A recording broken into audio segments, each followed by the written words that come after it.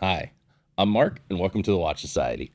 If you've watched this channel at all, you know what makes Ming's design so unique. It's a distinct case shape with sharp, flared lugs, a minimalistic dial design with the hour and minute markers printed on the underneath of the sapphire crystal that adds a depth to the watches. The new Ming 3702 Ghost continues along this design philosophy, but this time in lightweight grade 2 titanium.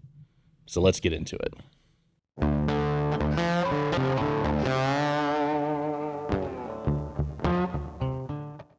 So for some of the details about this watch.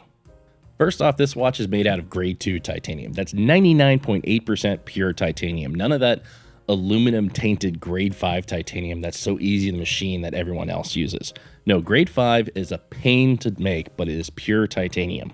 On top of that, the shavings from grade 2 titanium are actually flammable, so that's a nice thing to add to the workshop. On top of that, grade 2 titanium is pretty much impossible to polish, so the brushing has to be thoroughly thought out. In this case, Ming matches the brushing with the dial texture, so the brushings match and go together. It's a very thought out design. It also means this 38mm by 11mm case comes in at only 35 grams as a lightweight watch. Inside the watch, you'll find a skeletonized, blacked out SW300 that's become the signature of the Ming 37 line.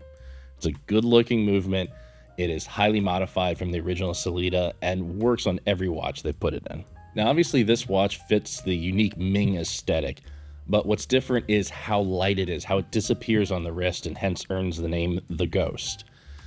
But it's hard to just say 35 grams and it's light, so let's take a look, verify how light it is, and compare it to some other items so you really get a sense of how light 35 grams is.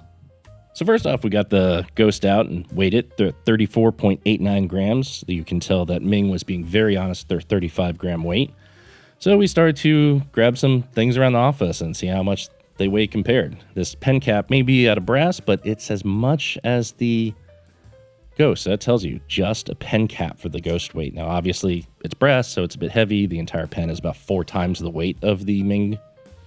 So heavy pen, light watch. Poured some coffee beans to give a comparison. Just, it's always nice to measure how many coffee beans equal a watch. In this case, the Ming Ghost is about 250 coffee beans, in case you're curious.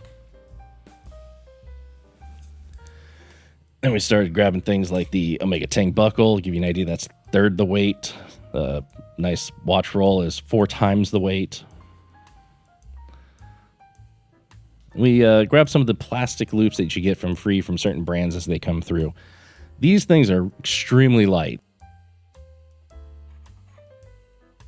It took 3 of them to match the Ghost, but these things are extremely light, and you give you an idea of how light that actually is. This 23mm Seiko 5 is heavier.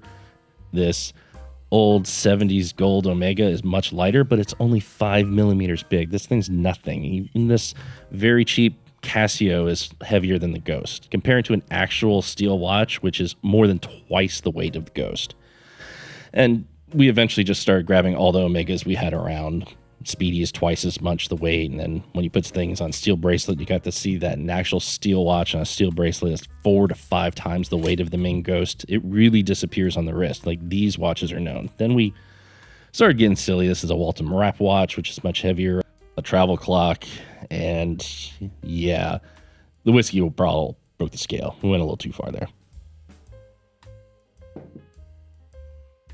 Now, for a lot of watch collectors, we like the heavy watch on the wrist. We like the presence. We like to know it's there. But that's not a universal truth. Some people, when they're out running or playing golf or whatever activity they're in, they like to have a watch, but they don't want to feel its heft. They want it to be an afterthought when it comes to the weight. And what's nice is Ming gives us the option, gives those people a chance to pick something that is stylish, has 100 meters of water resistance, so it can do whatever you want, and comes at a price tag of 3,500 Swiss francs. So they don't overcharge you for this privilege.